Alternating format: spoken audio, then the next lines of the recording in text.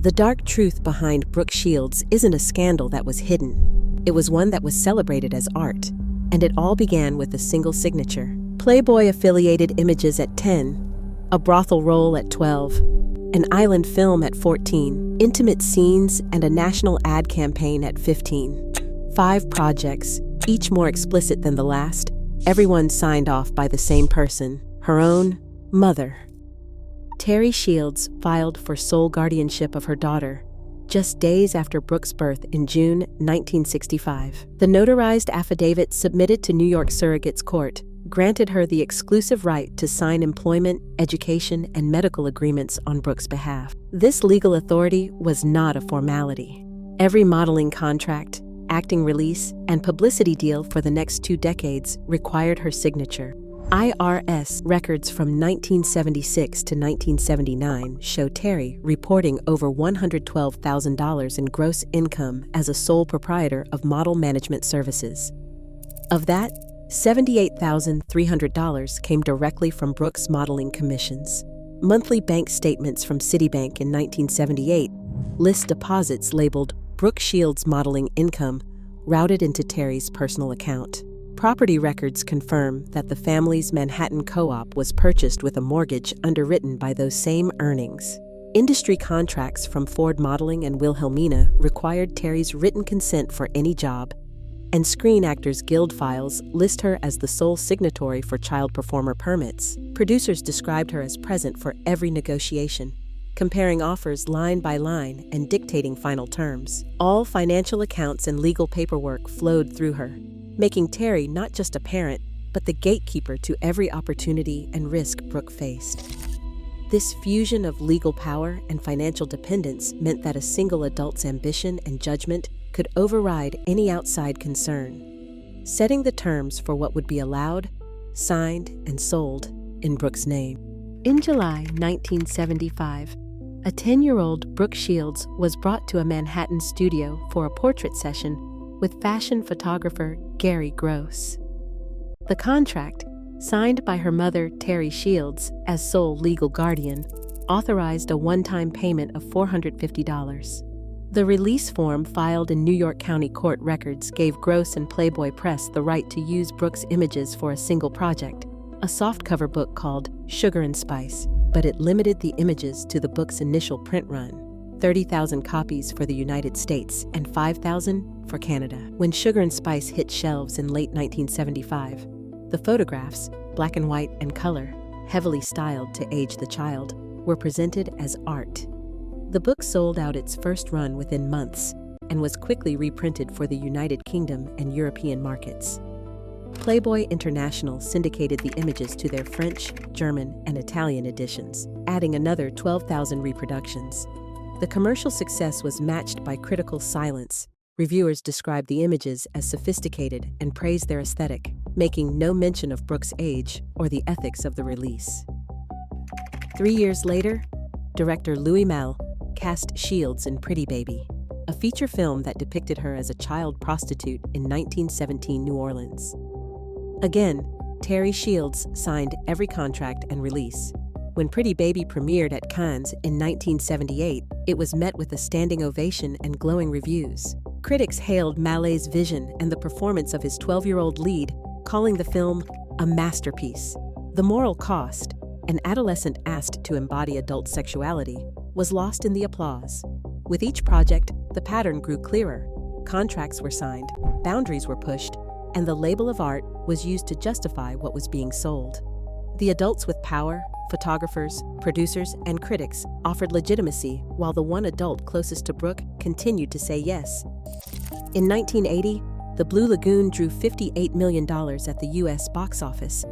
Its story of 2 stranded teens awakening to sexuality packaged as innocent fantasy. Studio memos confirmed body doubles for certain scenes, but Brooke Shields' face remained central, her image woven into every frame. Teri Shields signed every release, including the on-set safety report noting a child labor attorney and SAG intimacy coordinator. Still, production notes reveal repeated requests for extra takes and close-ups, pushing the limits between simulation and exposure. Endless Love followed in 1981, grossing $28 million. Franco Zeffirelli filmed intimate scenes without body doubles, directing Shields through staged undressing and kissing while attorneys and her mother observed. The sealed intimacy safety memo in Universal's archive details written consent and legal oversight, yet also records Zeffirelli's push for more footage than legal ever reviewed. Teri Shields' signature appears on every contract and waiver. The commercial peak arrived with Calvin Klein's 1981 campaign. Billboards of a 15-year-old Shields in jeans and a white tee appeared nationwide. After complaints from the National Advertising Division and ad agencies, 3 firms pulled the billboards. CBS ordered the commercial off primetime, citing FCC concerns. Calvin Klein's sales still surged 27%. Internal documents list Teri as signatory on all campaign releases. Profits soared as boundaries blurred. Studio heads, brand managers, and Teri Shields signed off on each risk, justifying every escalation as RT or business. A pattern emerges when experts examine the legal, clinical, and cultural structures that shaped Brooke Shields' early career. Legal scholars point to a 4-step cycle. First, a parent or guardian grants consent. Second, contracts are framed as business or art. Third, industry and critics validate the outcome. And finally, the law upholds the arrangement as legitimate. This model is echoed in the 1983 Second Circuit ruling in Shields v. Gross, which found that a parent's signature could override a child's inability to consent, so long as the work was labeled artistic. The contract Teri Shields signed for the Garry Gross photoshoot was deemed binding, even as Brooke later described the experience as exploitation. Clinicians add another layer, citing the DSM's definition of dissociation, a disruption in the integration of consciousness or identity. Shields' own memoir details episodes of feeling detached or watching herself from outside her body, language that matches the clinical criteria for trauma responses, not creative inspiration. Historians note that the critical culture of the 1970s and the 1980s rarely questioned the ethics of these projects. Reviews of Pretty Baby and the Blue Lagoon praised their artistry, sidestepping the reality of a child's exposure. The result was a system where the normalization of exploitation was codified in contracts, justified by critics, and protected by law, while the subject's distress was pathologized after the fact. Brooke Shields later described filming Pretty Baby at 12 as watching herself from outside her own body, a version of herself in a glass box, the camera rolling while she sat there, detached, the world humming around a body that did not feel like hers. This sense of being exposed but absent lingered into her teens. On the set of Blue Blood, she wrote that every take felt like a striptease of her childhood, the lights peeling back the layers of her privacy until she was nothing but an image for the audience.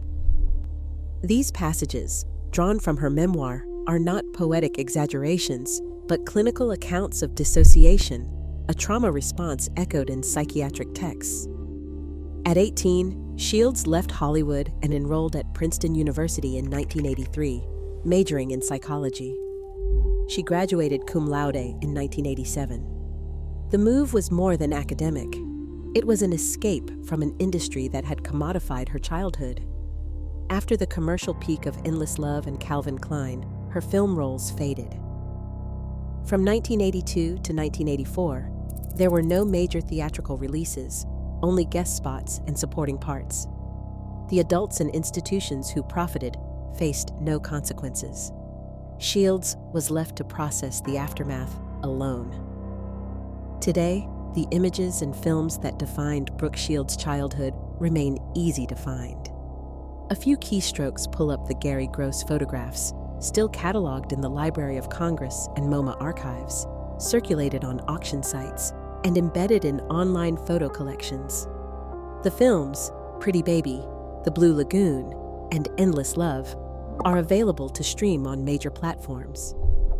Hulu, Amazon, Netflix, and Criterion Channel license these titles as part of their classic and family drama libraries.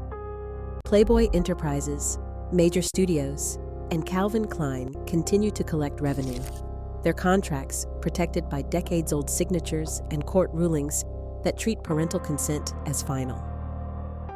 No legal mechanism has forced a recall or meaningful restriction on these works.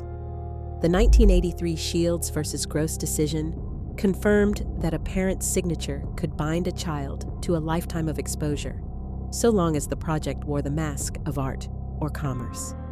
Streaming data shows hundreds of thousands of annual views, with licensing fees and residuals flowing up the chain to the same companies and estates that profited from the beginning. Brooke Shields herself receives nothing from this ongoing trade in her image. The question lingers: who takes responsibility when a child's vulnerability becomes a permanent commodity? The evidence is still searchable, the profits still flow, and the adults who signed, produced, and sold these projects remain unaccountable. The moral cost is not a relic of the past. It is renewed every time these images are streamed, sold, or resurfaced.